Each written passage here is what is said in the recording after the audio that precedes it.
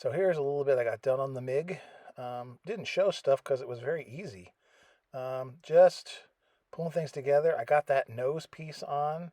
That was kind of a pain, but it worked fine. I put weights in it, so now it's nose heavy, which came back to bite me later. But it's nose heavy, which is good. I put that ring around the front, and the only issue was it's short. You see that there's a little spot there. I'd have to leave that open. I'm going to go fill that in later. Don't know if that's me. Don't know if that's the model. But all these pieces just plugged together and glued, and it's straight. Most of the panel lines kind of line up.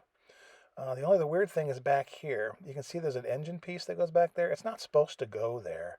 It's supposed to go deeper in, but I can't figure out from the directions how it fits. So I just put it there. It helps the back end, but it's supposed to be right about where my thumb is, my finger is, I think. But I couldn't figure out how they wanted me to do it based on the directions. But this thing is ready basically to put the turtle deck on,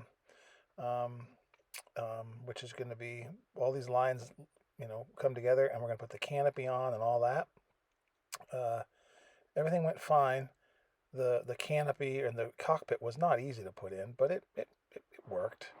But I didn't show anything because it was just a bunch of putting those pieces together and making sure they lined up. And I tend to glue them with super glue. Here's the instrument panel. Very simple, but effective, especially when it's buried in that cockpit. The cockpit is very small.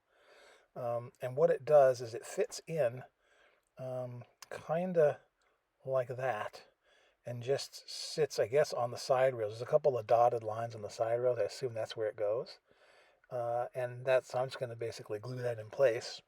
And then you put like a visor over the front of it.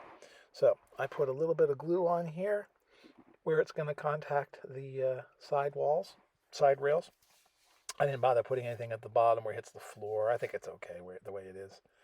As my mother said, I'm not going to chin myself on this model. It's just going to sit.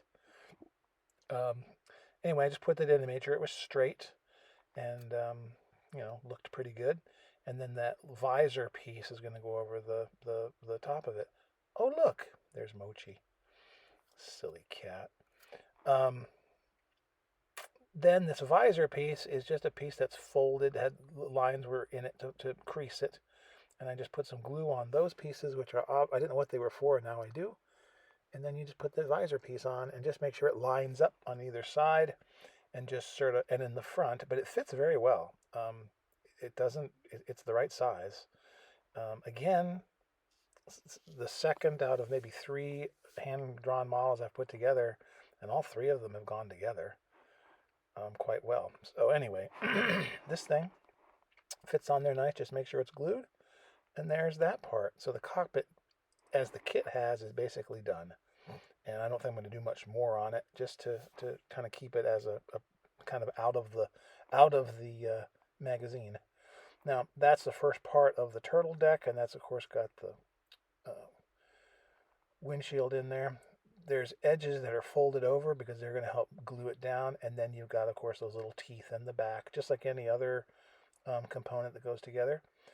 And these pieces all go back. Now, what I've decided is I used to put them in separate, but it turns, and I can't figure out how people get such great seams between these papers. But what they do, as I've seen, is they actually put them together and glue them together before they add them on. So everything is going to fit. Everything's going to work out pretty well. So that's how it's going to end up looking. So it's looking pretty cool.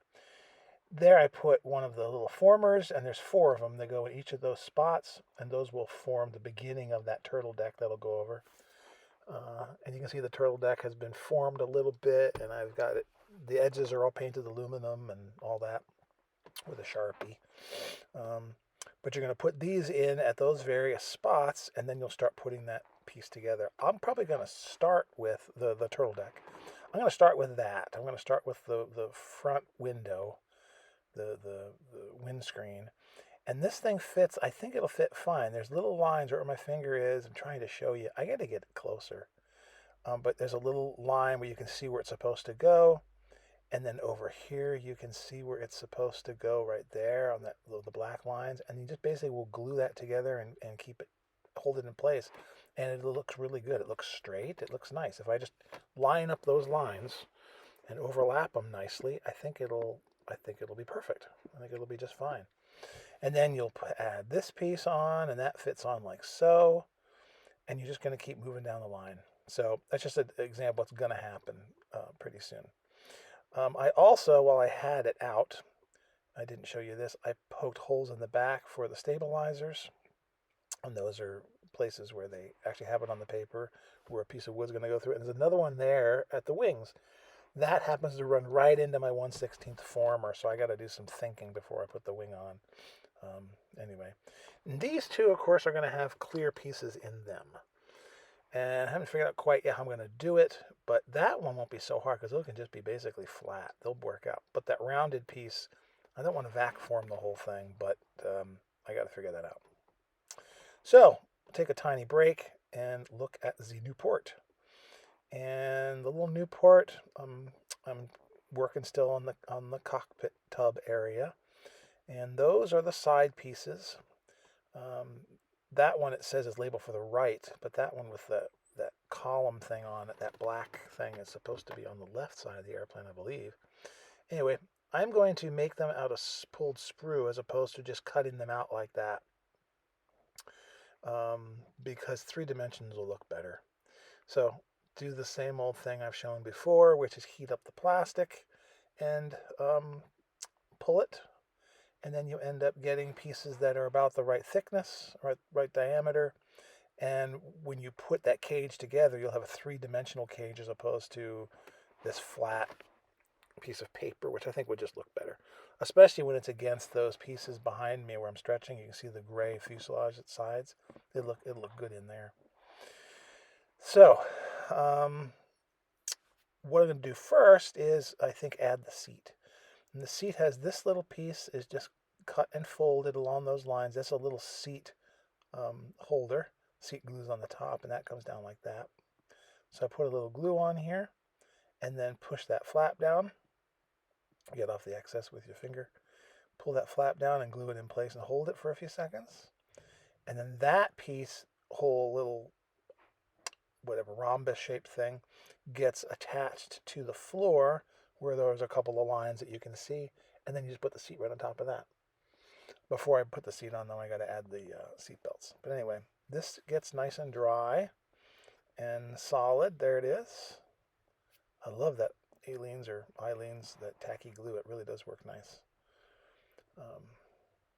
Anyway, we'll just pop it in there with a little bit of glue, and then it'll be ready to put the seat in. And you can see there's lines in there to show you where it's supposed to go. And they line up beautifully. So there's no issues there. Just kind of test fit it briefly and then go ahead and put some glue on it on the edges. And again, all this is going to elevate the seat up a little bit so that it's in the correct location. The real airplane either had something similar to this or it had like a stand, like a wooden stands that were under there, like with legs almost. Not sure which is appropriate for the Nieuport 11, but this fits nice and it will put the seat in the right place, so I'm okay with that. That's fine. So just make sure it's even and it's where it's supposed to be, and then just go ahead and let it dry. It's going to be good. Next thing is to add the seat. But again, before I add the seat, I got to add the seat belts. And on the bottom there are these 2 little white rectangles, which is where seat belts attach. And there are the seat belts. And so they're kind of cool. And I just cut them out, and then they have a place there. You can see they're drawn on really nice for clasps. And what I decided to do was make clasps out of bendable fuse wire, just to give them some 3-dimensional shape to them. Again, when someone looks in there's my fuse wire. I'm using 0.5 millimeter, I believe, fuse wire. No one's necessarily going to look in there and notice them, but I think it's kind of fun. So all I do is take that fuse wire and roll it around an appropriately sized piece of wire so I can get the right curve in there. And then I just cut that off and turn it into a little buckle. And it works just fine. It's very simple. So I just cut it and bend it over. Yeah, I need to get better pictures. These are terrible. 100 miles away. You need a telescope just to watch this. But I'm cutting off one edge where it's supposed to be, where it's supposed to fit. And then I just fold the other wire over and then you end up with something that looks about like a buckle, a clasp associated with that, and then we'll just glue it right on top. And all it does is give you, again, a little bit of, just a little touch of super glue is all you need. And it just gives it a little extra panache. Not necessary. You could carefully cut it out of the paper. My problem is when I do that, I tend to leave fuzzy edges. So for me, it's better just to use an actual three-dimensional hunk of piece. Um, and it works fine. A little dab of that zip kicker just to make sure that she's solid and quickly solid, which is nice. And then we glue it down in place. And you can see there's a little white rectangle on the seat, and there's a little black piece on the buckle, seatbelt, and it sits right there, and you just let it dry. And then once it's good and dry, you fold it over. And I like paper seatbelts. I put paper seatbelts in my plastic models all the time because you can bend them and fold them and make them, and they're easier to work with than photo etch metal in my opinion, anyway. Get it to a place that you like, make it look kind of natural and folded, and then I put a little glue on the back of the piece, of the buckle of the belt, and then just kind of squash it in place on the seat where I want it. And you kind of make them kind of random, and they look really good. It's kind of neat. It's very simple, but it adds a lot to the seat. It really, really does. With that and the holes in the back, looks cool. And there, I've fast forwarded and I've added the second buckle, and there she is. Looks pretty good. I like it. Next thing then is just to put it into the cockpit. And that's very simple because it's kind of nice. It's just that rhomboid thing because you don't have to worry about putting it in specific, really careful locations. It's just a big flat surface. So it's kind of nice. A little bit of glue on there, and then just pop the seat on, position it for a few seconds, and then make sure it dries nice. And just want to make it straight and square as best you can. Little things that are off, no one will notice because you just look at the cockpit and just kind of take it all in at once. And look at it holistically, and it looks really good. And it's a very simple cockpit, but gussing up the seat is nice, the buckles, and we're going to do some more work on it next just to get it up to give it a little extra because there's some things on there that I think are in the real airplane that aren't in the model. So then I start making this cage, and I was really stupid here. I'm measuring very carefully and cutting my rod and all this kind of stuff. All you have to do is cut it oversized, you need the middle rod that goes between, and make sure that's correct, but you could just make sure you got two rods with that middle piece in between at right angles, and then you could cut them to the right size. So this is kind of a waste of time, what I'm doing here. But I do put them together with super glue and shore them up with little bits of glue and zip kicker, and then they come together and you get these little H's.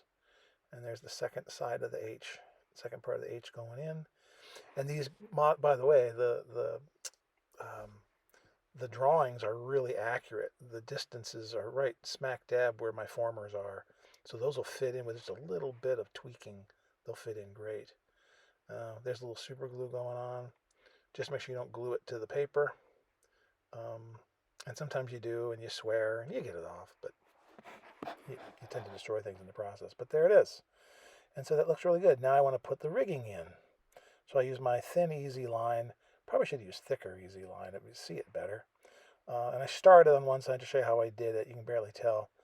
I put super glued piece of easy line in the back corner, and then I just roll it right over to that edge like that. And just hold it for a few seconds, and it dries. You don't want to put too much pressure on it because, again, these are just pieces of plastic, and they will bend. That easy line is pretty strong if you tighten it too much. But there you can see the X in there. And that just makes it look a little better. I could put little dabs of paint on the edges and turn it and make little turnbuckles if I wanted to. I may or may not do that. But as it is, it looks better than a flat piece of paper, I think. There it is. And we just cut off those little winglets there. And then she's ready to go. Now the next part is painting those. Now I was looking at pictures, and I don't know anything about French airplanes, World War I airplanes, but every time I see them, they're kind of the metal that's in them is like a gray blue, And it kind of carries over into World War II airplanes too. So I'm trying to mix a color that I think is enough blue in it. And number one, I think I added too much blue. But number two, the reference I was using is from New Zealand, one of their beautiful reproductions of a Nieuport 11. And the more I looked at it, the more I realized it's tubular steel. Um, in the whole, I mean, the whole cockpit is tubular steel. And I realized it's a replica, and they're doing that because tubular steel is better than the wood, I guess, for longevity. So painting this blue color, that vertical piece right there, I think should be the color. But none of the other pieces should be. They should be wood. And so later on, I fixed that. Later on, I just repainted them a tan color, put some clear gloss orange, and they look like wood. They're fine. But I asked some people, and they told me, yeah, it's supposed to be wood, dummy. So all that work of painting those, really just that one vertical piece is supposed to be the color, the tubular steel color you want. Anyway, these fit really nice. A little bit of trimming here and there, but this is after I've test fit them. And I put some of the white glue at the base. It touches, based on the plan, the floor, which makes it easy to do because you got a nice big gluing surface there, which is nice. And then the tops are just glued in with super glue, and just make sure that they're even and that they glue. You don't want them proud of the formers because then you won't be able to get a nice clean line when you start putting the side panels on the cockpit. But just kind of tweak these a little bit, make sure they're solid, and you end up with a nice little cage. And again, here I am just touching up a little bit of glue, and it's okay that they're bluish gray. That's fine. Um, like I said, it turns out though the main horizontal pieces are supposed to be wood, and again, I fixed that later on when you see it because we put more details in here on the next video. Um, but it's nice because what it needs is it needs a stick, it needs rudder pedals, it needs um, aileron torque tubes or connections for those because those are going to go up into the top wing from the top of the fuselage, and then they're going to actuate the ailerons. So that's something that's not in the kit that I can see. So I'm going to add those. So the next video I'll show those in there. I had some video issues again, and I will endeavor to get a better picture of these because I mean you can see stuff, but not like I want you to see. I'm using a GoPro, and I wonder if there's a much better way to do it. Anyway, there's the beginning, and it looks, I think, pretty nice. And I'll be curious to see how it all goes together. Um, it's nice as you could really see stuff in there. And those I'm pointing out, I don't know if they're supposed to be tubular steel or blue. Turns out neither. Anyway, stay tuned for the next outing, and we'll see how it goes. Yeah, see, that looks good.